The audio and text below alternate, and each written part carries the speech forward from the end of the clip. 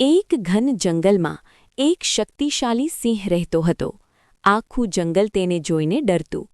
એ જ જંગલમાં એક નાનું, ચપળ અને બુદ્ધિશાળી હરણ પણ રહેતું હતું.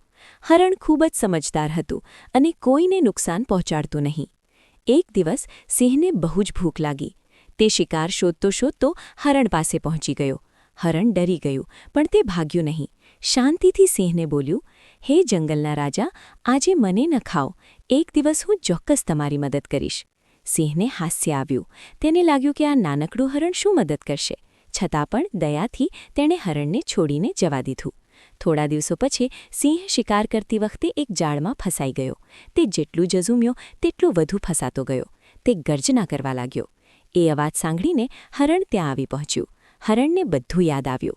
તેણે પોતાના તીખા દાંતથી ધીમે ધીમે જાળ કાપી નાખી અને સિંહને મુક્ત કરી દીધો. સિંહને પોતાની ભૂલ સમજાઈ. તેણે હરણને કહ્યું, આજે મને સમજાયું કે નાનો કે મોટો એવો કોઈ નથી. બુદ્ધિ અને દયા સૌથી મોટી શક્તિ છે. ત્યારથી સિંહ અને હરણ સારા મિત્ર બની ગયા.